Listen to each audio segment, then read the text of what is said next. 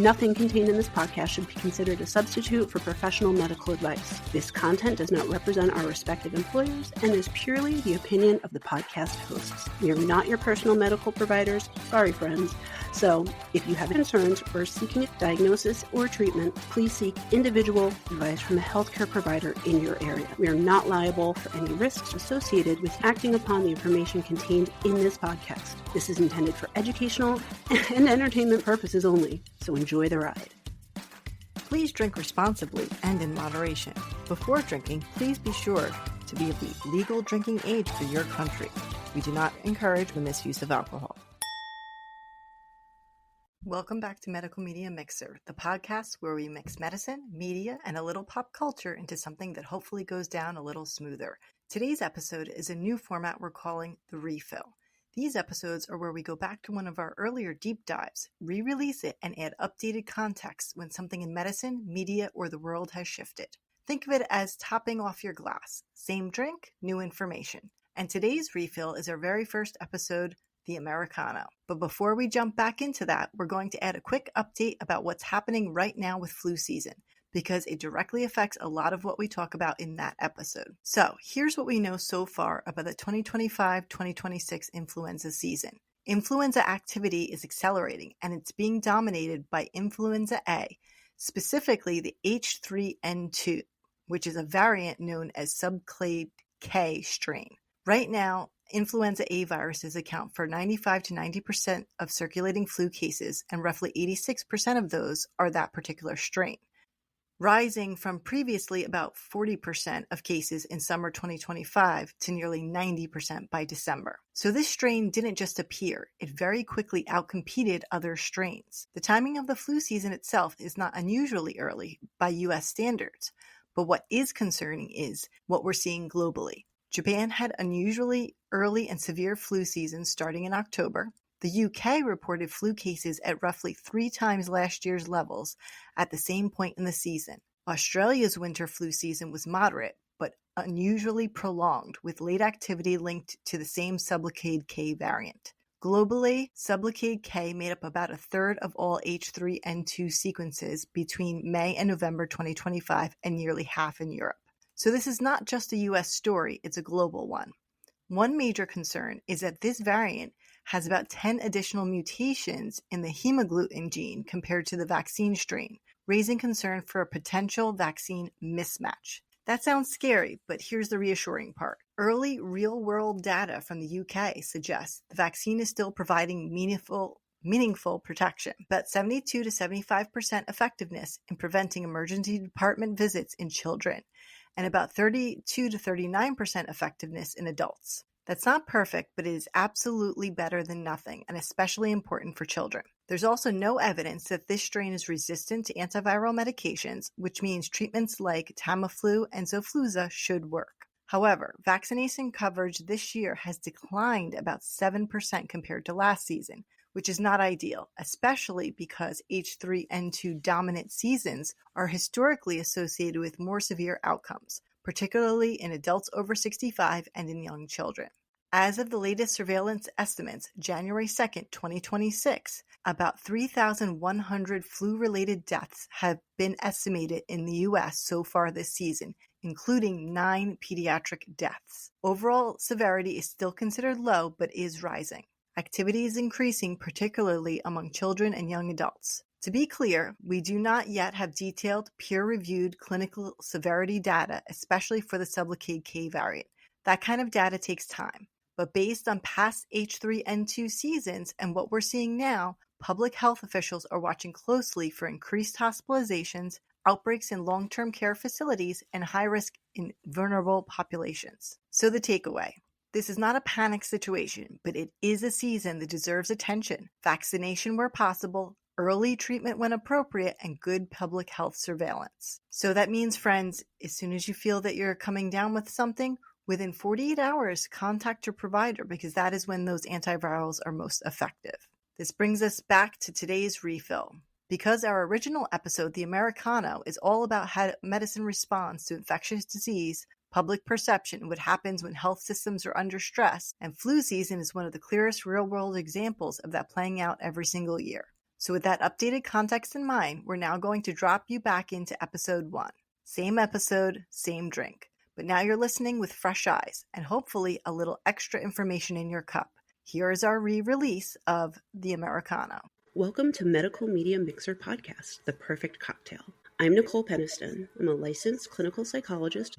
And I'm Tara Prisco. I'm a physician assistant. My cocktail to start is called the Americano. And the reason I picked this one is because it includes tonic, which includes quinine, which definitely plays a role in our episode. It's 1.5 ounces of Campari, 1.5 ounces of sweet vermouth, tonic water, basically just chilled and put up on top. If you wanted to make it a mocktail, I did look up, there's some Phony Negroni or a brand called Ritual has an aperitif alternative that can be used for the Campari. And then the vermouth, there's actually a Free Spirits Vermouth Rosso, which is a non-alcoholic vermouth if you want sort of those herby flavors without the alcohol. All right. So we're going to throw it back to close to when we met, actually. Dr. Quinn, Medicine Woman. If we recall, did you watch this when you were a kid? Of course. Okay, so it's about a female doctor who moved from Boston to Colorado Springs after her father dies to find a place to practice medicine. It was aired on CBS on Saturday nights from 1993 to 1998. In total, 150 episodes were made, plus 2 television movies that were made after the series was canceled. And the series basically starts in the year 1867, so it's very kind of Old West. It centers around a proper wealthy female physician from Boston, Michaela Quinn, played by Jane Seymour. Everyone called her Dr. Mike. So basically after the death of her father, she sets out to the small Wild West town of Colorado Springs to set up her practice. And she makes the difficult adjustment to life in Colorado with the aid of a rugged mountain man, and handsome as, of course, he is. He's a friend to the Cheyenne, Byron Sully, and a midwife named Charlotte Cooper, who becomes her friend. After Charlotte's bitten by a rattlesnake, she asks Michaela on her deathbed to look after her 3 children. So she essentially adopts her 3 children, Matthew, Colleen, and Brian. She settles into town and adapts to her new life as a mother. And she's always fighting the uphill battle of convincing the townspeople that a female doctor can successfully practice medicine. So you'll see in this is back when like the barber was your medicine guy. Thank God we don't have that now. They were still bleeding people and like craziness. So it's right around the time though where germ theory just started to become accepted. So it's actually an interesting crux in medicine where we're starting to understand that these little tiny microscopic critters basically that are causing our illnesses and how that works. And just like we've been through with the pandemic the past 4 years, it sort of mirrors that in trying to get correct information across to people and helping them to help themselves. So this is season 1, episode 2. So pretty much right out of the box, and the episode is entitled Epidemic. So basically how it starts out is Olive Davis and her cowhands return from a cattle drive in Old Mexico. They roll into town and they say, quote, "We've got a sick cowboy. He had a fever all the way since El Paso." And it cuts over to an ill-appearing gentleman. He's profusely sweating. And, Dr. Mike tries to intervene and help him, but they take him over to the barber shop to get treated because they don't trust her. Next up, we come to another scene where a woman's coming out of a church. Her baby is fussy. She's saying that her husband, Sam, couldn't get out of bed. Again, Dr. Mike says, "I can help you," but she says, "No, I don't need your help." We see Dr. Mike sort of scrambling to pick up some medications from the post office. In her mind, I think she's already preparing, knowing what this is that's coming. Later, of course, the woman with the baby appears at the barber shop saying the baby's burning up with fever, and Dr. Mike wants to pour cold water over the baby's head to cool her down.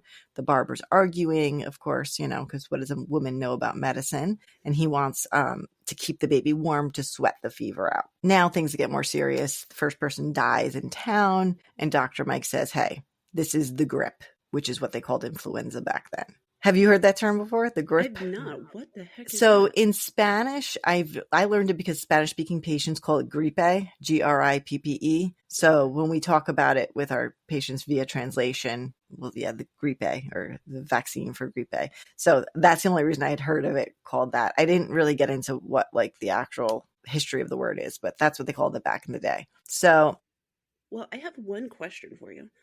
You kind of alluded to it, but my first thought was, how are these townspeople taking to this new female doctor walking in like she knows everything? And you kind of answered it a little bit, but I don't know if there was more in that first So episode or it really comes up second episode. it really, when she rolls into town and they say Dr. Mike, and then they realize it's Michaela, Mm-hmm. that right there, oh, we thought it was a guy we were getting, right? But even then, that they really relied on their barber as their medicine guy. I think it was the pastor is the one who hired her. You know, that's who kind of runs the town. They didn't per se have a mayor. It was like the pastor, the general store owner, and the barber seemed to run things. Mm.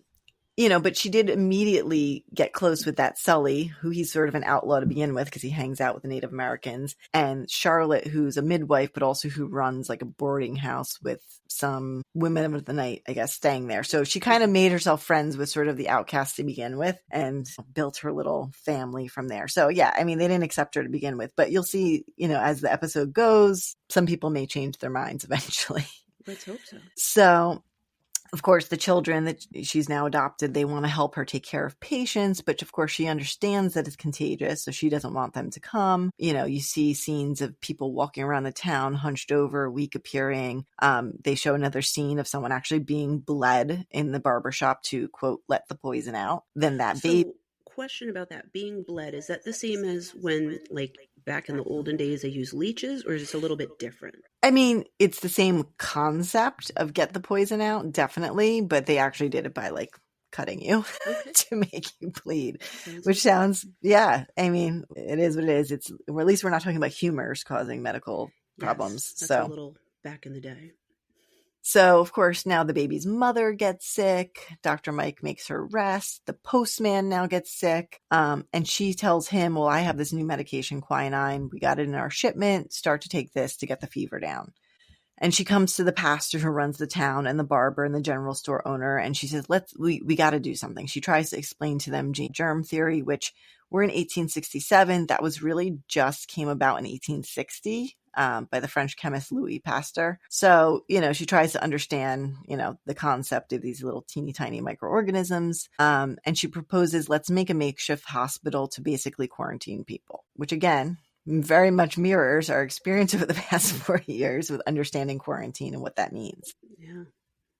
So they used the boarding house that her friend had previously owned and then was lost to the bank when she passed away. It's empty. So they, you know, pull all the boards down and they come and they start putting the patients in there. You know, during this, the youngest child that she has, Brian, comes down with the sickness as well. And the other children say, no, we're coming. We're going to help take care of the ill. We don't care if we get it. Somebody else in town dies and the pastor's praying over them. It sort of ends up being now a big emergency because the stagecoach refuses to come to town because they've heard about this town having this sickness. And so they can't get any supplies. So that becomes food, anything additional that they need outside from town. And they really get to the point where they're even trying to like break down the door of the general store to get supplies. You know, it becomes mayhem as usual in humans. And is that all because of the quarantine and the fear of contagion, or are there other factors? So the stagecoach won't come because they heard about, the sickness in this town. I don't think they understand germ theory. They just think there's, bad air or something. I don't know. The stagecoach won't come. So, she is using the quinine. She's giving it to patients to get their fever down. But that supply starts to run low. The Sully, the mountain man, who works with the Cheyenne, he offers a tea that they use for fever that comes from purple cone flowers. At that time, she defers it. She said, I don't know what the proper dose is, what the side effects are. I don't want to give that to people without understanding it. But over time, people start to recover. And on the other end of that, they come back and they help take care of the sick patients. Then, of course, Dr. Mike herself starts getting exhausted. She's taking care of everybody. Eventually, the good old barber gets sick. No. And guess what?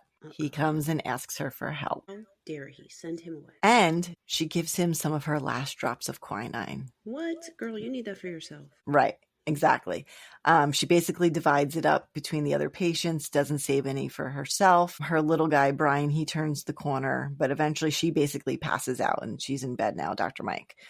There's no quinine left. So Sully, the mountain man, says, screw this. I'm sending Matthew, which is her oldest son, quote, to go to Cloud Dancing, who's the Cheyenne medicine man, to get his remedy. So the medicine man, first, they have this fun scene where they take her bodily to a fire and they chant and they dance around her. And then they give her the special tea. So she's later in bed, and wakes up and sees the special tea at her bedside and, realizes, well, I guess the medicine man tea helped me in some way. Also, in the middle of all this historical, General Custer shows up. What? Looking for quote unquote Indians, but the He town called them that because I heard yes, you use some other terms. Right, but the townspeople actually cover for them because they recently just helped them with this medicine man tea. So they actually see the townspeople. They have a little arc too. They come around. So, influenza. What do we got about influenza? Oh my goodness, it's like you knew what I was going to ask. What exactly is influenza? So, it's one of the most common infectious diseases. It's highly contagious and airborne, and it occurs in seasonal epidemics. So, in the northern hemisphere, our season runs in the fall through the winter and ends in the spring. Whereas the southern hemisphere, it's in the opposite. Because their winter is during our summer. It's usually, there's 3 different types that we look at, influenza A, B, or C, and they're in a class of viruses called the orthomyxoviridae. And pardon pronunciation, I read these things in books. I don't actually say them out loud. So I think that's it. But the most common way flu presents clinically is different than a regular cold in that usually you say the person looks like they've been hit by a truck. There's the severe, it comes out of nowhere. Like you can be fine in like 1 second, boom, fever, extreme fatigue, and extreme myalgias, muscle pain. Sometimes a little frontal headache in your forehead, sometimes a little cough, sometimes a little red watery eyes. That's what sets it apart from the common cold for sure is the body ache, fever. Now, we used to be able to identify flu fairly easily because it was so different than all the other cold viruses. But now that COVID exists, it does become tricky because different years, different strains of COVID can present very similarly. So it's a little different, but we do have those rapid tests, which are similar to the COVID rapid tests that you remember, the little flow things with the swab. So we use those to help with flu diagnosis. The only thing is, just like COVID, they are highly specific. Sensitivity and specificity are right. different things. Exactly. So basically, they're highly specific. So you get a positive is a positive. Like you don't get a false positive, but they are only moderately sensitive. So they do miss some cases. So a negative isn't 100% a negative. And that's same for the COVID testing. So a positive is hard cold. Like you don't get a false positive, but a negative, if clinically it still kind of looks like it, we may treat based on what we believe is going on. A little bit about spread. So it's interesting. Do you remember during COVID when they talked about R naught, which is the reproductive number of an infection? No, I don't remember. Okay. So that's how many people one person can infect. So yes, if I remember that in the conspiracy theories of that. I'm sure. So if I have seasonal flu, I infect 0.9 to 2.1 people. So 1 to 2 people, essentially. Back in 2009, there was the swine flu. That one was slightly different, 1.46 to 1.48. So 1.5 people. But just to give a little, half person. Well, I have a question about that. Is that also affected by, now compared to the 1800s, we definitely have more access to vaccines and things like that. Do you think the contagion factor was higher or the spread factor was higher back then because people didn't already have these things floating through their system? Yeah, I mean, that absolutely makes sense that your R naught was likely higher because you didn't have a percentage of the population that would be vaccinated. Just to give a little perspective back, which maybe will address this particular thing, measles, the R naught of measles is 12 to 18. And that's at present, currently. Yes. So unvaccinated, right. You have to be susceptible, but one person on average can infect 12 to 18. That is insane to me. Yeah, that's a lot of people.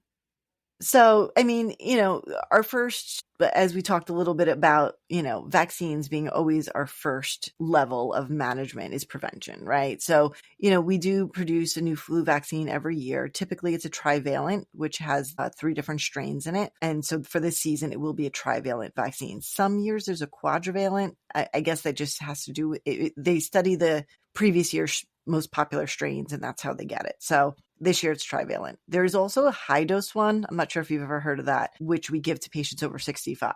Do you know why we do that? I would assume, if I'm guessing, that the older you get, the lower your immunity goes. Yes. So you need to be protected more. So, right. So you don't mount as a robust response. So they basically use 4 times the amount of antigen to get a better response, because the older you are, you don't mount that antibody response as well. So yeah, that's exactly And is it the it. same with babies? They're building up that immune response, or is it different?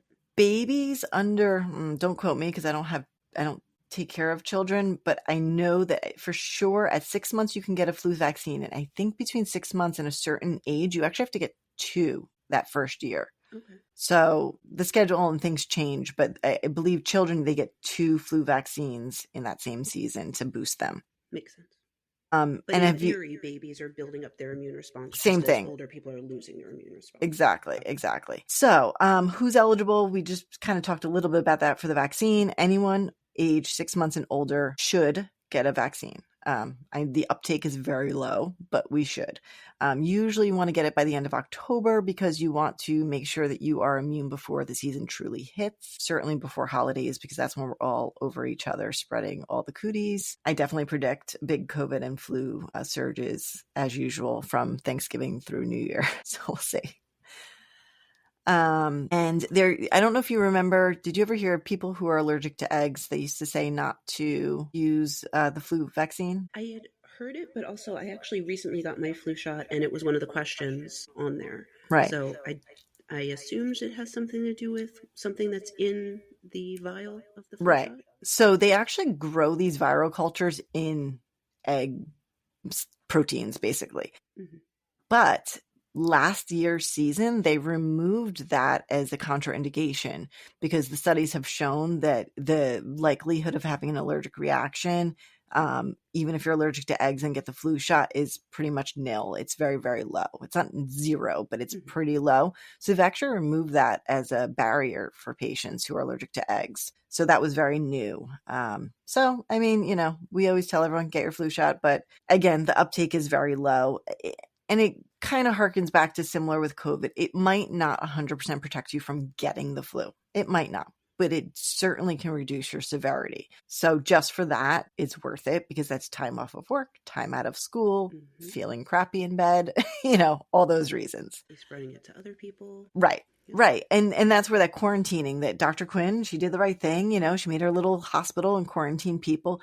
And actually, that was the next point I was going to talk about briefly, is that they've shown that by quarantining people, you can reduce symptomatic illness in the population from 12% to 4% by just using simple quarantining. More like hospitals, nursing homes, jail, congregate settings is where you can really use this. Temperature surveillance, things like that. Like during COVID, when I had to go into a nursing home or a facility, they had to take my temperature, do a rapid COVID test everywhere I went. Those actually work as same concept for the flu, and especially in those congregate populations, quarantining and doing these measures can help a lot. Oh, treatment. Have you ever had the flu? Don't believe I have. I feel like I had something flu-like right at the beginning of the COVID pandemic, but I don't know that it was the flu. It definitely wasn't COVID, because I've never had COVID, believe it or not. And you are a miracle. It's the only good health thing I've got going for me. Yeah.